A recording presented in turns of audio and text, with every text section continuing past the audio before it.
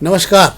शाम के अखबारों की चर्चा चाय के साथ। 10 अगस्त है, आज सोमवार है और इंदौर में आज सवेरे जो कल देर रात से ऐसा लग रहा था कि सवेरे सवेरे एक बेहतर बारिश का आगाज़ जो हुआ था इंदौर में, और ऐसा लग रहा था कि आज पूरा दिन झमाझम बारिश देखने को मिलेगी। बहुत दिन हो गए और शाम तक रिमझिम के गीत सावन गाए गाए वाली हालत हो गई। और जो पानी जो 9 बजे से गायब हुआ है, पानी 9 साढ़े 9 बजे से, तो बस ठंडी हवा का आनंद ले पा रहा है शहर और बाकी पानी का इंतज़ार कर रहा है झमाझम बारिश के लिए आज फिर। पर आसपास के क्षेत्रों में ज़बरदस्त बारिश हुई। शाहजहाँपुर में 4 घंटे में 6 इंच बारिश हो गई बताया जा रहा है। उज्जैन में भी बढ़िया बारिश है, भोपाल में भी बढ़िया बारिश है। बस सब जगह बारिश है हमारे यहाँ छोड़ के। क्या मालूम क्या है वो गाना है, हमसे का भूल हुई जो खत सजा हमको मिली वाली हालत हो रही है इंदौर में। और अब लोग डर रहे हैं। डर इसलिए रहे हैं कि फसल तो ठीक है खड़ी हो जाएगी, रोते गाते जैसे भी है, जितनी मिली उतनी मिल जाएगी। और तालाबों का जल स्तर बहुत बुरी तरह से खाली पड़ा हुआ है। मतलब तालाब लगभग आप ये मान लीजिए कि जो अप्रैल मई की हालत रहती है तालाबों की, गर्मी के बाद की, जून के पहले की हालत पर तालाब वहीं के वहीं पड़े हुए। कोई भी तालाबों, केवल यशवंत सागर में थोड़ा बहुत पानी है जो आसपास के इलाकों में गिरा, बाकी सब जगह तालाब खाली पड़ा है। हम भी इंतज़ार कर रहे हैं, आप भी जहाँ जहाँ हो वहाँ से बैठ कर प्रार्थना कर लीजिए कि भगवान पानी तो गिरा ही दो, कम से कम तालाब तो भर जाए, इतना तो करना ही है भगवान को। फसलों पर भी नुकसान हो रहा है। खबरें हैं आज, कुछ राष्ट्रीय खबरों की हम बात कर लेंगे। 66% इंजीनियरों ने माना है कि अगले इस साल के अंत तक उनकी नौकरियां जा रही हैं। एआई के प्रभाव में, छटाई के प्रभाव में तमाम जगह पर माना जा रहा है कि नौकरियां जा रही हैं। और दूसरी और भी खबरें हैं। दुनिया जहां एक और तंग हाल हो रही है, वहीं मस्क, अडानी, अंबानी माला माल होते जा रहे हैं। एक साल के अंदर 34 अरब डॉलर की जो है वो जुड़ गई इनके रेवेन्यू के मॉडल में। मतलब इतना पैसा और बढ़ गया है। गरीब और गरीब होते जा रहे हैं। हमारे यहाँ 85 करोड़ लोग 5 किलो अनाज पे हैं और बाकी लोग जो है बाकी अनाज की तैयारी पे हैं। उस पर भी बात करेंगे हम। खबरों की बात करते हैं, सबसे पहले शहर की कुछ खबरों पर हम बात करेंगे। तो हम सबसे पहले आज इंदौर की खबरों शुरू करते हैं। इंदौर की खबरों में आज दोपहर की खबरें शुरू करें। आज उन सबके पहले आपको बता दूँ कि आज हमारे साथ मनोज दादी जी हैं, वरिष्ठ पत्रकार हैं, संपादक हैं अखबार के, और बहुत पुराना अनुभव है पत्रकारिता का उनको, और वैदिक गणित के ज्ञाता भी हों। कभी वैदिक गणित तो बात करेंगे, हम बात ही करते रहते हैं, बात ही कर रहे हैं अभी भी, पर बात करेंगे जरूर, एक आध दिन वक्त आएगा तो, है ना। तो हम आज बात कर रहे हैं खबरों की। आपको याद होगा शायद सरकार ने कहा था कि 15 साल पुरानी बसें और ठीक रहे जितने भी गाड़ी हटा दी जाए और छूट मिलेगी, ये मिलेगा। यहाँ कुछ तकनीकी खामियाँ आ रही हैं, उसको लेकर जो है एक कमेटी का गठन भी किया गया शासन द्वारा। 1 महीने के अंदर रिपोर्ट देगी। उसका कारण ये हो रहा है कि जो बसें इंदौर से रोज लॉन्ग रूट पे चल रही हैं, हाईवे पे चल रही हैं, समझ लीजिए आप, जो इंदौर से बॉम्बे चल रही है, ये तो 500-600 किलोमीटर रोज चल रही हैं गाड़ियाँ। कुछ बसें ऐसी जो स्कूलों में अटैच हैं, उनको कल 50 से 75 किलोमीटर रोज चलना है। बहुत अधिक से अधिक 100 किलोमीटर चल गई तो बहुत ज़्यादा चल गई, बस 50-70 किलोमीटर ज़्यादा नहीं चलना उन बसों को। उन बसों का कुछ बिगड़ना नहीं रहता, क्योंकि वो बसें दिन भर महीने भर में 1000 किलोमीटर पार नहीं कर पा रही। उनकी बसें 1500 किलोमीटर नहीं, 2000 किलोमीटर नहीं चल पा रही। कुछ बसों की हालत ये भी है। तो ऐसे में उन बसों का अगर आप 15 साल में भंगार कर दोगे तो 20-22 लाख की बस पे, तो उसका का बड़ा हो रहा है। यहाँ पर एक बड़ा असंतुलन बनना था। इसको लेकर जो है अब एक कमेटी बनाई गई है। कमेटी तय करेगी 1 महीने बाद कि इन बसों का क्या करना है। ये जो 15 साल पुराने वाहन है, इसको लेकर क्या करना चाहिए। हालांकि कुछ और भी इसमें सुधार हो सकते हैं। मुझे ऐसा लगता है कि इसमें कोई रास्ते भी निकल सकते हैं, कोशिश की जानी चाहिए। हमारे यहाँ बस गाड़ियाँ इतनी ज़्यादा तो नहीं चलती। क्या है मनोज जी? बिल्कुल साहब, और वैसा का ऐसे ही मामला 2 व्हीलर के रूप में भी देखा जाता है कि 2 व्हीलर में 15 साल में लाइफ टाइम टैक्स की बात जरूर की जाती है, लेकिन 15 साल का टैक्स लिया जाता है, तो उस पर भी पुनः टैक्स भरना रहता है, नहीं तो बढ़िया पेनल्टी लगती है।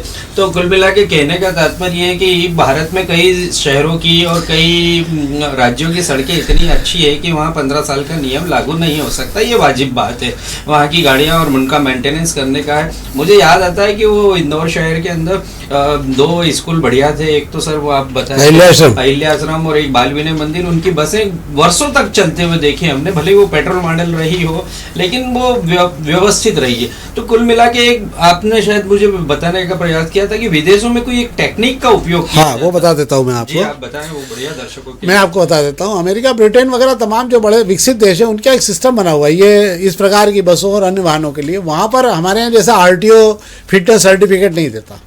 वहाँ पर गाड़ी का फिटनेस सर्टिफिकेट ऑटोमोबाइल इंजीनियर जारी करता है।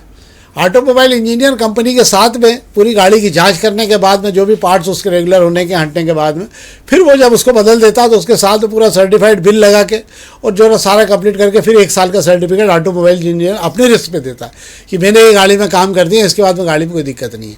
तो वहाँ 2 चीज़ें होती हैं, एक तो ऑटोमोबाइल इंजीनियरों के पास एक काम होता है, बल्क में गाड़ियाँ देश भर में।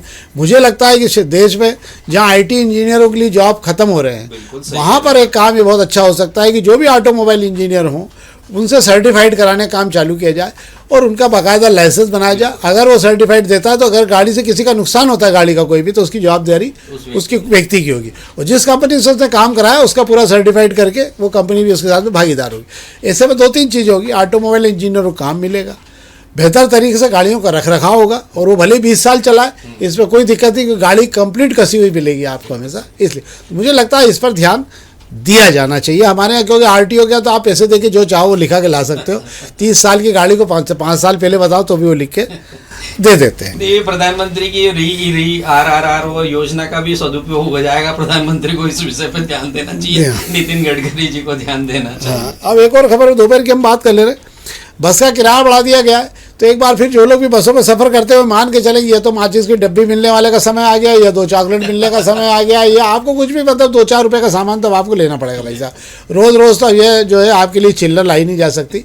तो यह तो आरटीओ या परिवहन विभाग इस पर ध्यान रखे कि या 45 का गणित बैठाए या 50 का बैठाए या 40 का गणित बैठाए, क्योंकि अगर ये नहीं हुआ तो रोज़ कम से कम आप ये मान के चलिए पूरे प्रदेश में जैसे ही बसें चलना चालू हो गई, जो बढ़ा हुआ किराया लागू हो गया, तो आप मान के चलिए कि हर आदमी मतलब पूरे क्षेत्र, अगर मैं प्रदेश की बात करूं तो कम से कम 1.5 से 2 लाख रुपए का सामान रोज माचिस की डिब्बी से चॉकलेट से लेके लोग अपने अपने घरों में जाया करेंगे। कोई आश्चर्य की बात नहीं, 2-3 रुपए का धनिया भी आपको दे भी दे तो कोई आश्चर्य की बात नहीं होगी। इस पर ध्यान क्या है साहब, ये कहीं ऐसा ना हो नवनीत जी की वो खुले पैसे की समस्या का इतनी विकराल हो जाए कि वो टोकन चलाने लग जाए। बड़े बड़े दुकानदारों ने पिछले समय में जहाँ खुले की प्रॉब्लम आई थी तो टोकन चला दिए थे प्लास्टिक के, और अपनी मनी मतलब नई मनी सर्कुलेशन में ना आ जाए। और हो चुकी है, वो टिकट के पीछे लिख के देने लगा है कि 2 रुपए बाकी, 2 रुपए बाकी, 2 रुपए बाकी। वो जब तक 74 रुपए नहीं होंगे तब तक बाकी चलता है। उसका भी महीने में हिसाब होगा, ये भी है 30 टिकट या 60 और ये 15 ऊपर के लेके वो स्लिप लगा के आपको दिया करेगा। आप ये सब मजे आपको इसी देश में लेने को मिलेंगे, आप तो मजे लीजिए। क्या है,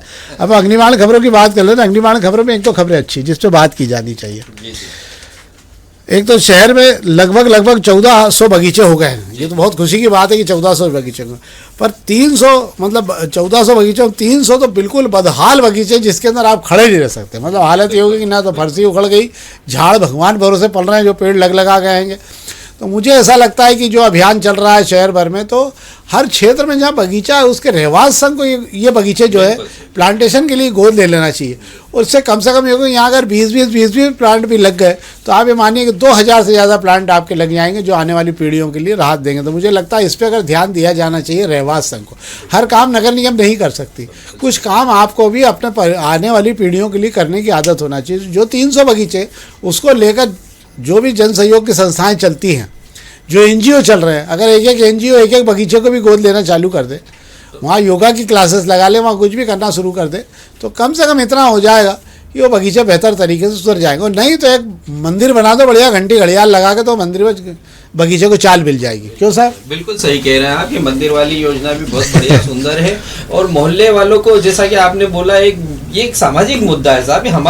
हम अपने घर का कचरा आजकल आज की तारीख में सिस्टमेटिक वे में डब्बे में डाल करके और सामने देते हैं। ऐसा ही सिस्टम अपने बगीचे के लिए क्यों नहीं विकसित कर लें। ये बहुत अच्छी बात आपने नवनीत जी उठाई है कि गोद ले लेना चाहिए। बड़ी बड़ी संस्थाएं हैं, कम से कम 300 बगीचे कोई ज़्यादा बात नहीं है। वो तो उस समय की हमारी महापौर उमा शशि शर्मा ने नीम सिटी बनाने के लिए 1000 बगीचों का उद्धार किया था, उस समय की घटना है। और तब से ये 1400 बगीचे हैं। तो बगीचों की समस्या नहीं है। और वृक्षारोपण हमारे कैलाश जी विजयवर्गीय उनमें 25% जगह खोज लाए। देखिए आप, उनका विजन कितना क्लियर है कि उसमें भी जगह खोज लाए कि यहाँ वृक्षारोपण किया जा सकता है। तो आप लोग को भी इस विषय पे ध्यान देना चाहिए, आम जनता को इसमें सहयोग करना चाहिए। एक और खबर है, प्राधिकरण 61 करोड़ रुपए के जो भूखंड है उनके पास में, आधा दर्जन से ज़्यादा भूखंड है। इसमें 97 स्कीम नंबर में है, 78 में, 94 में, 134 में, 140 में। ये बड़े बड़े भूखंड हैं जो प्राधिकरण के पास रखे हुए थे, बड़े सहेज के रखे थे। अब इनका व्यावसायिक उपयोग करने के लिए PPP मॉडल, मतलब 50% मॉडल पे 50-50 की डील या जो भी डील तय हो जाए उसके आधार पे ये भूखंड दिए जाएंगे जहाँ पे व्यावसायिक उपयोग इनका किया जाएगा। इससे प्राधिकरण को बड़ा भारी राजस्व प्राप्त होगा। पर लंबे समय से इंदौर विकास प्राधिकरण ने मधु वर्मा के बाद में कोई भी ऐसी योजना नहीं लाई जिसमें शहर में छोटे भूखंडधारी जो खरीदना चाहते हैं, जिनको 1000 स्क्वायर फीट या 800 स्क्वायर फीट के भूखंड जिनको मिलना चाहिए, जो बहुत बड़ी आबादी है शहर में, जिनको लॉटरी के हिसाब से दिए गए थे, उसके बाद से कोई योजना ऐसी नहीं आ रही है जो इस शहर के छोटे लोगों के लिए, मध्यम वर्गीय परिवारों के लिए इस शहर में आवास की व्यवस्था करें। आज की तारीख में मध्यम वर्गीय परिवारों के लिए या निम्न मध्यम वर्गीय परिवारों के लिए आवास की समस्या लगातार विकराल होती जा रही है। मुझे लगता है शहर के बाहर निकल के भी अगर थोड़ा बहुत इलाके में देखा जाए तो इस प्रयास को किया जाना चाहिए, क्योंकि इस समय बहुत ज़रूरत है। महंगी महंगी कॉलोनी में 50-60 लाख के प्लाट होते जा रहे हैं, धीरे 40 लाख से नीचे के तो प्लाट ही नहीं मिल रहे हैं अब आपको। ऐसे में मुझे लगता है कि कम से कम प्रशासन, प्राधिकरण, हाउसिंग बोर्ड को इस पर जरूर ध्यान देना चाहिए। क्यों साहब? इनका एक वो मॉडल अभी इन्होंने कब्जे हो गए साहब, मतलब कितना सोया हुआ विकास प्राधिकरण, कब्जे वो निकालने पड़े हैं। और वो 2 रो हाउसेस हैं, वो 45 लाख के करीब की कीमत के 119 नंबर स्कीम में, हालांकि उसको भी अब बेचने का प्रयास किया जाएगा। तो कहीं ना कहीं ये नवनीत जी ने बहुत अच्छी बात उठाई कि मध्यम वर्गीय और निम्न वर्गीय परिवारों के लिए इंदौर विकास प्राधिकरण पिछले कई वर्षों से कोई योजना नहीं लाया है। बड़े बड़े भूखंडों की बात करें तो बड़े बड़े भूखंडों में तो इन्होंने देख भी लिया है कि वो चाय पत्ती वालों ने अपने बड़े प्लाट बना के और उस पर बड़ा अच्छा आनंद, तो वो विकास प्राधिकरण भी कर ले तो बहुत अच्छी बात रही। सही बात है। अब हम पत्रिका खबर की बात कर लें तो पत्रिका खबर में है कि सीवर का ट्रीट वाटर जो है रीट्रीट होकर इंडस्ट्री एरिया में सप्लाई किया जाएगा। ये बहुत अच्छी बात है। मुझे लगता है कि हमें अब इस पर ध्यान देने की बहुत ज़रूरत है। इस साल पानी भी कम गिरा है। रीट्रीट वाटर का जितना उपयोग हम कर सकते हैं वो हमको करने की आदत डाल लेना चाहिए। बल्कि मेरे को लगता है कि आने वाले समय में आपको 2 प्रकार मकान के अंदर अब आपको जगह बनाना पड़ेगी, जो थोड़े बहुत बड़े मकान बन रहे हैं, कि जहाँ बारिश का पानी भी सहेज के रखा जा सके, ताकि कम से कम 3 से 4 महीने उसका उपयोग किया जा सके। बोरिंग का भी वापस आपको रिचार्ज की व्यवस्था भी रखें, और पीने के पानी के लिए भी एक व्यवस्था रखें कि नल तक केवल आपको पीने की पानी लेना पड़े वहाँ से, ताकि 2-3 फायदे होंगे इससे। आप तो रीट्रीट वाटर का उपयोग भी बेहतर हो सकेगा, बगीचे में तमाम जगह आपको। कई देशों में ये काम किया जा रहा है। कई देशों की अगर हम बात कर लें तो जो सऊदी अरब वगैरह तमाम देश हैं उधर के, वो सारे देश आप बताइए कि समुद्र के पानी को रीट्रीट करके पी भी रहे हैं और रीट्रीट करके वापस छोड़ भी रहे हैं उसको। तो मुझे लगता है इस पर ध्यान दिया जाना चाहिए। क्यों साहब? इंडस्ट्रियल एरिया के अंदर जो पानी चाहिए वो पानी पीने पेयजल नहीं चाहिए, उनको रिट्रीट वाटर से काम चलता है।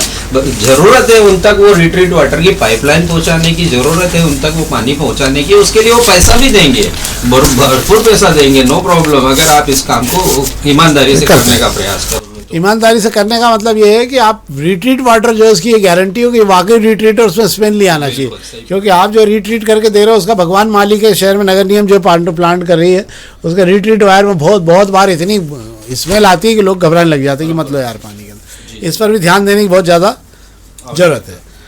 अब हम प्रभात कल्याण खबर की बात कर ले रहे हैं। प्रभात कल्याण खबर में 1-2 खबरें बात करेंगे। एक तो हाँ, इस पर भी आज मैं आपसे बात करेंगे बाद में। पहले हम ये बात कर लेते हैं, 2 साल में पौधों को पेड़ कर दिया इंदौर ग्रीनमैन, है ना। ये शहर जो है, इस बात को मानना पड़ेगा इस शहर को कि हमारे पास कैलाश वर्गीय जैसा एक कद्दावर नेता है जो इस शहर का पालक भी है। मतलब एक पिता के रूप में कैलाश वर्गीय ने अगर इस शहर को कुछ देने की कोशिश की है तो उस पर सबसे ऊपर कोई नाम आता है तो कैलाश वर्गीय का ही आता है। तमाम विपरीत परिस्थितियों में जब लोग भले ही कुछ कर रहे हों या लोग उनको गलाने में लगे हों, उनको डुबाने में लगे हों, तब भी उन्होंने किसी बात की चिंता नहीं की। कोई भी राजनेता होता है अपनी लाइन खींचने की कोशिश करता है। कुछ नेता ऐसे होते हैं जो केवल अपनी लाइन खींचते हैं पर दूसरों को दिखती नहीं है। पर कैलाश वर्गीय एकमात्र इस शहर के नेता हैं जिन्होंने अपनी लाइन खींचने के साथ में नहीं, इस शहर को पिता के रूप में भी अपनी भूमिका दी। उनके बहुत सारे अलग काम हो सकते हैं, पर पिछले दिनों जो उन्होंने 2 रिकॉर्ड कायम किए, पितृ पर्वत से उनका जो पितृ पर्वत पे उनके महापौर काल में जो पितृ पर्वत की स्थापना उन्होंने की थी, जो भी लोग आज जाते हो मानते हैं कि यार टेकरी पे क्या शानदार झाड़ खड़े हो गए हैं। और उस अभियान को उन्होंने बंद नहीं किया तमाम विपरीत परिस्थितियों में। और वो पितृ पर्वत कब बनाया था? जब वे विपक्ष में के नेता होकर महापौर हुआ करते थे, तब उन्होंने पितृ पर्वत का निर्माण किया था। और इसके बाद में जब उन्हें मौका मिला उन्होंने अपने प्रयास जारी रखे। इस शहर के जो सबसे पहले 4 चौड़े रोड मिले हैं उसका श्रेय भी कैलाश वर्गीय को ही जाता है। बिल्कुल जाता है। अन्नपूर्णा सड़क मैं बोलना चाहूँगा, सारी चीज़ें 4 बाउंड रोड है, 4 जो बड़ी सड़कें बनी आज उन्हीं की देन है। जो शहर का विकास का मॉडल, नो डाउट, जब मतलब दिग्विजय सिंह के कार्यकाल के बाद जो उस समय विकास का मॉडल जो देखा गया था, उस समय अखबारों में पूरा शहर खुदा पड़ा था, चारों रोड ऐसे लगते थे कि बाप रे बाप क्या होने वाला है। पर आज ये व्यापार के सबसे बड़े केंद्र बन गए हैं। करोड़ों रुपए का व्यापार इन रोड पर आ गया है, मतलब ये बॉन्ड रोड हो गए और उन पर आज की तारीख पर सारी बड़ी बड़ी कंपनियों की शॉप खुल चुकी है। ये काम हो सकता है या ना रुके, पर समय के साथ में, तमाम चढ़ाव उतार के साथ में, जब एक बहुत बड़ी लॉबी कैलाश विर्क को गलाने में लगी थी, डूब गए, बर्बाद हो गए, सब कर, तब भी वे अपने काम में लगे रहे। जब उन्हें मौका मिला उन्होंने काम किया और अब इस शहर को इतनी बड़ी सौगात मिली है। 13 लाख झाड़ कल लगाए उन्होंने, 13 लाख झाड़ कल कैलाश विर्क के नेतृत्व में रेवती रेंज की पहाड़ी पे लगे। 2024 में यहाँ पे काम शुरू हुआ था। और आपको ये समझ में आएगा कि इस पहाड़ी का उपयोग काहे के लिए होता, तो रेवती रेंज में गोली चलवाने के लिए, ताकि वो पत्थर है तो वहाँ पे जो कि कुछ होना तो है ही नहीं। पर उन्होंने सिद्ध कर दिया उनके प्रयास से उस रेवती रेंज पर कि यहाँ पर भी हरियाली की जा सकती है। और आज आपको आश्चर्य होगा कि जो 2 साल पहले जो झाड़ लगे थे, आज वो 10-10 फीट के लगभग होने आ गए हैं। अभी जो झाड़ मंगाए उनको लगा कि नहीं, इसके साथ में ऐसा नहीं, क्योंकि क्या होता है, छोटे झाड़ लगाओ, समय लग जाता है उसको खड़े होने में। उन्होंने इस बार एक कोशिश की और 10 से 15 फीट के लंबे झाड़ सीधे बुलवाए और अब वो सीधे वहाँ उतरना चालू हो गए। तो अब आप आने वाले 2 या 3 सालों बाद में आप रेवती रेंज की पहाड़ी को देखेंगे तो आपको एक नया पितृ पर्वत भी वो दिखेगा। हमारे पास में इस समय पे जो प्रयास हो रहे हैं, इससे इस शहर में ऑक्सीजन के फेफड़े नए तैयार हो रहे हैं। आने वाली पीढ़ियों को, जहाँ बारिश की नहीं, बारिश तो अपनी जगह मिलेगी, पर आने वाली पीढ़ियों को बेहतर बारिश के साथ में आपका AQI भी इतना बेहतर मिलेगा लोगों को कि उनके स्वास्थ्य पर इसका असर दिखेगा। तो आने वाली नस्ल के लिए अगर कोई काम कर रहा है तो मुझे लगता है कैलाश विर्क से बेहतर काम कोई नहीं कर रहा। इस शहर में बहुत सारे नेता हैं, माली गौड़ का जिक्र भी जरूर करूँगा मैं यहाँ पे, कि उन्होंने शहर को मनीष सिंह के साथ में मिलकर स्वच्छता का जो तमगा दिलाया, उससे मैं जब डॉक्टरों से बात करता था, डॉक्टर कहते थे यार इससे स्किन की बीमारियाँ, ये जो स्वच्छता से जो बीमारियाँ जो हुआ गंदगी से, वो सब शहर में दूर हुई। तो जो जिनके ईमानदार प्रयास इस शहर में हुए हैं वो वाकई बधाई के काबिल है। और इस प्रयास की इसलिए सर्वाधिक प्रशंसा की जाएगी कि यदि आपको ऐसा लगता है कि इस महायज्ञ में जो कैलाश विर्क कर रहे हैं, इसमें एक आहुति आपको भी देना चाहिए। कोई भी यज्ञ तभी सफल होता है जब उसमें महायज्ञ में हर आदमी आहुति दे। तो अगर आपको ऐसा लगता है तो एक झाड़ आपको भी इस बारिश में कहीं ना कहीं जाके लगाना चाहिए। कल मैं एक बच्चे से मिला था, मुझे बहुत खुशी हुई। उसने अपने घर पे छोटे छोटे झाड़ लगा रहे थे और गेती लेके सवेरे निकला हो। तो मैंने कहा यार तुम कहाँ जाते हो? तो बोले साहब एक घर पे बड़े कर लिए, अब मैं देखता हूँ जहाँ पे मैदान में जो कोने में जगह मिलती है वहाँ पे झाड़ लगा दूँगा। खड़ा हो गया तो अब ये खड़ा हो जाएगा झाड़। जो बहुत खुशी हुई कि अगर 100 में 2 लोग भी ये काम कर रहे हैं तो उनको सैल्यूट किया जाना चाहिए। और कैलाश विर्क जी को मैं बधाई भी देता हूँ इस काम के लिए, और वाकई इस शहर के जो पालक बने उनका धन्यवाद भी देता हूँ मैं। वो अलग बात है कि जिनको जो करना है वो तो कर ही रहे हैं, उसके लिए कोई रोना नहीं है। क्या ऐसा भी है? नहीं, बिल्कुल सही। और मैं थोड़ा सा एक नाम लेना चाहूंगा इसमें कि कैलाश जी के साथ कंधे से कंधा मिलाकर राजेंद्र राठौड़ भी कम नहीं है। वो भी इतनी मुस्तैदी से काम करते हैं कि कैलाश जी ने इधर इशारा करा उधर काम चालू हो जाता है। तो उनका मैं इसमें अभिवादन करना चाहूंगा इस मंच के माध्यम से। तो कैलाश जी के पास तो चालू लोगों की टीम है, मतलब ऐसा नहीं एक से एक चालू उनका। अब तुमने रमेश जी का नाम नहीं लिया, हमारी मुसीबत खड़ी करवाओगे तुम यार, है ना। रमेश जी भी साथ में, ऐसा नहीं है सभी मामले में राजेंद्र राठौड़ जी अच्छा इनिशिएटिव ले रहे हैं। और रेवती रेंज को मैंने पिछले साल देखा, उसके पिछले साल देखा, दोनों में परिवर्तन हुआ। वहाँ हरियाली आ चुकी है और भविष्य के अंदर वहाँ घना जंगल आपको दिखाई देगा। ये बात बड़ी कहने की है कि शहर के अंदर हरियाली को लाने का पूरा प्रयास जो किया है वो भगीरथी प्रयास है और अच्छा प्रयास है। अब हम दोपहर के पहले पेज की खबरों की संक्षेप में बात कर लेता हूँ। 66% IT क्षेत्र में सबसे ज़्यादा खराब हालत होने वाली। AI के कारण IT क्षेत्र में ज़बरदस्त तरीके से जॉब जा रहे हैं। हो ये रहा है कि बड़ी बड़ी कंपनियां जो हैं सब ने अपने जितने भी इंजीनियर से जो भी टेक्निकल साइड जो उम्र मतलब जो 35 से 38 साल के लगभग हो रहे हैं, उन सब लोगों को कहा कि जब भी आप कंपनी में आने लग जाए सवेरे उठ के एक बार मेल अपना जरूर चेक कर लिया करिए। 66% लोग जो इंजीनियर हैं और जो टेक्निकल साइड पे काम कर रहे हैं, उन्होंने माना कि उनकी कोई गारंटी नहीं कि किसी भी दिन कंपनी उनको बंद कर सकती है धन्यवाद देकर। और ये कहा जाएगा कि आप जो है, क्योंकि अब एक नई परंपरा चालू हो गई कंपनियों में कि वे कभी नहीं बोलते, जब आपको बंद करना होता है तो एक साथ एक मुश्त मैसेज दे सकते। और हिंदुस्तान में बड़ी तादाद में लोगों की इंजीनियरों की नौकरियाँ गई हैं। हम आपको एक आंकड़ा बताते हैं, हर साल इंजीनियरिंग कॉलेज से निकलने वाले छात्रों की संख्या 15 लाख होती है। 15 लाख इंजीनियर हर साल इस देश में निकल रहे हैं। हमारे देश का जो इस समय जो ढांचा खड़ा हुआ है, जो हमको पकोड़े बेच के खाना है या जो हमको बहुत सारे स्टार्टर शुरू करना है, सब करने के चक्कर में ये 15 लाख इंजीनियरों से हम 1.5 लाख इंजीनियरों को भी काम नहीं दे पा रहे। इसमें आईटी क्षेत्र के जो आईटी का बूम बना था, जो आईटी क्षेत्र में जिन लोगों ने किया, उनके पास में काम की हालत बहुत ख़राब हो रही है। अब उन लोगों के साथ दिक्कत ये हो रही है कि जो 2 से 3 लाख रुपए लगा के इंजीनियर बन के बाहर निकला है, उसको कॉल सेंटर में 12 घंटे काम करने के लिए 13-14 हज़ार रुपये मिल रहे हैं। 14 हज़ार पर उसको घर भी चलाना है और कॉल सेंटर में काम करके अपना जीवन भी चलाना है उसको। ऐसे में उसके लिए तो ज़िंदगी और मोर, क्योंकि EMI भरना, उसको फीस भरना, बच्चों का ध्यान तो देना ही नहीं, क्योंकि बाकी तो AI का साथ नहीं, कंपनियां इसकी आड़ में बदमाशी कर रही हैं। क्योंकि कोई भी अब ट्रेड यूनियन ऐसी नहीं बची है जो इन लोगों के साथ खड़ी होने की। किसी ज़माने में मजदूरों की या किसी की नौकरी जाती थी तो उनके साथ ट्रेड यूनियनें खड़ी हो जाती थी। अब इस देश में धीरे धीरे ट्रेड यूनियनों की परंपरा ख़त्म होती जा रही है और उसका परिणाम ये हो रहा है कि जिनकी नौकरियां जा रही है उनके साथ लड़ने वाले लोग कोई भी नहीं है। आपको याद करना पड़ेगा, शायद ये वही शहर है जहाँ पे राम सिंह भाई और गंगाराम तिवारी जैसे लोग हुआ करते, द्रविड़ साहब और होमी ताजी जैसे लोग थे कि एक मजदूर की नौकरी चली जाए तो मिल को हिला कर रख देते थे कि आपने ऐसे कैसे बंद कर दिया, जब तक जॉब गारंटी नहीं हो। अब हालत ये है कि मजदूर बेचारे हिल इतने काम कर रहे हैं क्योंकि गारंटी उनके पास पे नहीं बची, क्योंकि ट्रेड यूनियन का धीरे धीरे करके हमने गला दबा दिया।